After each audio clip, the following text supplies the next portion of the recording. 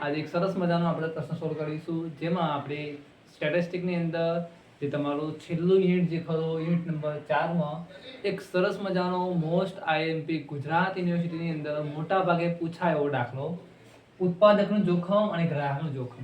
ચાલો તો શરૂઆત કરીશું. આ દાખલો તમે છેલ્લે સુધી તમે જોશો એટલે તમને આરામથી દાખલો તમને આવડી જશે. ચાલો તો જોઈએ આપણે એક નિદર્શન યોજના. તમને જ્યારે યોજના આપેલી હોય તો 1000, 50 અને 1 મતલબ શું થયો? 1000 નો મતલબ કેપિટલ N બરાબર 1000, સ્મોલ n બરાબર 50. યાદ રાખજો, આને કહેવાય D. C બરાબર 1 મતલબ D બરાબર 0 અને 1 લેવા. યાદ રાખજો બરાબર કે જ્યારે 1 આપેલા હોય ત્યારે C બરાબર 1 થાય. એનો મીનિંગ એવો થાય કે 0 1.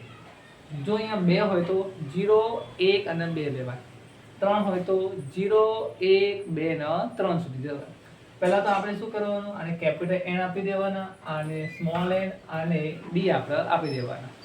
ચલો આ પતે પછી, આ પૂરું થાય પછી આપણે મેં એવું તમને કીધેલું, જો n ની કિંમત 1000 કરતા વધુ હોય તો આપણે કોનો ઉપયોગ કરવાનો? પોઈઝનનો ઉપયોગ કરાય. કોનો કરાય? પોઈઝન વિતરણ. આવું મેં તમને કીધેલું. ભાગ 1 જોઈ લેજો કમ્પ્લીટ. પોઈઝન વિતરણ ક્યારે આવે? કે જ્યારે તમારી n ની કિંમત 1000 કરતા વધારે હોય તો પોઈઝન વિતરણ લેવાય. તો પોઈઝન વિતરણનું મેં તમને સૂત્ર લખાય તો PA બરાબર E⁻NP NP ની D અને અહીંયા D ફેક્ટર. આવું મેં સૂત્ર તમને લખાયું છે. આ સૂત્ર તમે જોઈ લેજો. ભાગ 1 આપણે બનાવેલો છે, એ આના આગળનો વિડિયો એ જોઈ લેજો અને પછી તમે જુઓ NP NP ડેશ. હવે NP તમને ક્યાં આપ્યો છે મિત્રો? ના, NP નહીં આપ્યો તો આપણે MP જ્યાં NP ડેશ બરાબર n એટલે કેટલા? 50 ગુણ્યા હવે P ડેશ.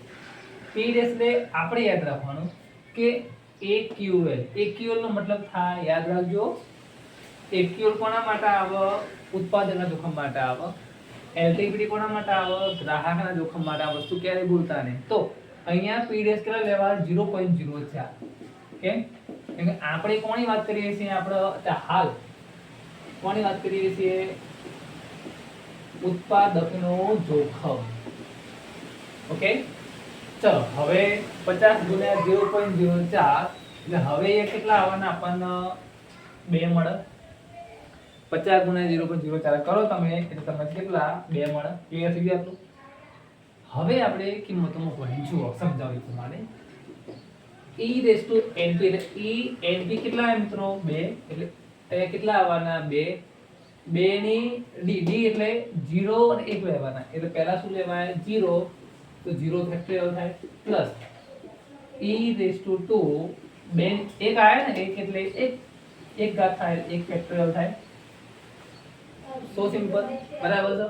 આપણને સરસ રીતે આવડે પ્રમાણે 0 ઘાત 1 એટલે 1 ઘાત. હવે શું કરવાનું? અહીંયા જુઓ, હવે E⁻2 2 ની 0 ઘાત એટલે શું આવે? 1 જવાબ આવે. E⁻2 2 ની 1 ઘાત એટલે કેટલા આવવાના? 2 આવવાના. આ આપણને આવડે એવું છે. બરાબર? હવે આની કિંમત કોમન કાઢીએ એટલે E⁻2 કૌંસમાં કેટલા આવવાના? 1 + 2 આવવાના. એટલે 1 + 2 નો સરવાળો. હવે શું ટોટલ થાય? E⁻2 એટલે કેટલા આવવાના? 3. હવે E⁻2 એટલે 2 ની કિંમત તમને જો આપેલી, જો અહીંયા કેટલી? 0 13 534. એટલે શું આવે? અહીંયા 0 13 534 અહીંયા આપણે ગુણીશું એટલે આપણને PA ની કિંમત મળે કેટલી? 0.40602. આ આપણને જવાબ કોનો મળે મિત્રો? PA નો. આ વસ્તુ ક્યારે ભૂલતા નહીં. આ PA મળે. PA મતલબ સ્વીકૃતિની સંભાવના આપણને મળી ગઈ. હવે શું કીધું? આપણને શું થવાનું? ઉત્પાદકનું જોખમ શોધો. મતલબ મેં આગળના ભાગમાં સમજાવ્યું હતું, ઉત્પાદકનું જોખમ એટલે શું આવે? આલ્ફા. આલ્ફા એટલે 1 - PA. એટલે એકમાંથી અને PA જવાબ તમારો આવ્યો 0.40602. એ આપણે શું કરવાનું? આપણે અહીંયા બાદ કરવાનો. આ વસ્તુ ક્યારે ભૂલવાની નથી. બરાબર? શું કરવાનું? બાદ કરવાનું એટલે 1 માઇનસ 0 40 602 એટલે આપણને જવાબ મળે 059 358 જોઈ લો. આઈ રેડી? આ તમે કોની ગણતરી કરી મિત્રો? ભૂલતા નહીં, આ આપણે ઉત્પાદન જોખમ શોધ્યું.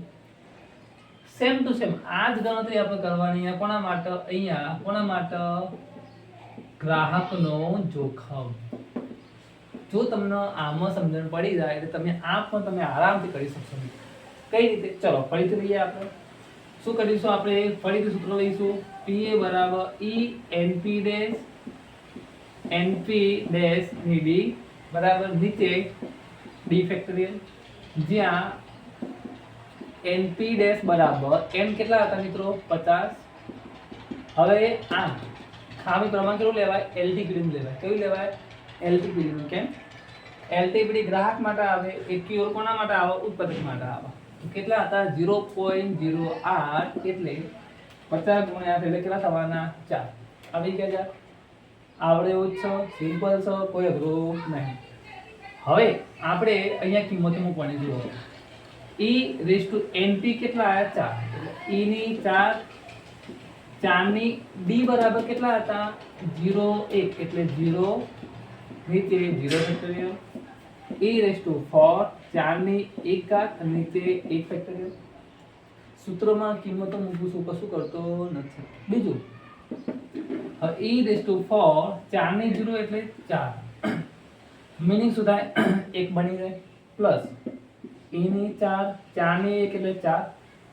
હવે આપણે આગળ કરી પ્રમાણે કોમન કાઢી નાખીએ એટલે E રેઝ ટુ 4 1 પ્લસ 4 એટલે કેટલા? E રેઝ ટુ 4 અને એની 5. હવે E4 ની કિંમત કેટલી જો આપેલી તમને? 0.01832 ગુણ્યા 5 કરી દઈએ એટલે આપણને જવાબ મળી જાય. કેટલો? 0.0916. આ તમને શું મળ્યું? PA. આ વસ્તુ ભૂલતા નહીં. આ તમને શું મળે છે? PA મળ્યું. PA. આપણને શું પૂછ્યું? ગ્રાહકનું જોખમ. ગ્રાહકનું જોખમ એટલે જોઈ લેજો, મેં લખાયું તમને કે ભાઈ ગ્રાહકનું જોખમ શોધવું હોય તો શું શોધવાનું? આપણે બીટા. શું આવે? બીટા. બીટા બરાબર PA. મતલબ આ જવાબ તમારો આનો બને એટલે 0.0916. આ તમારું શું કહેવાય? ગ્રાહકનું જોખમ.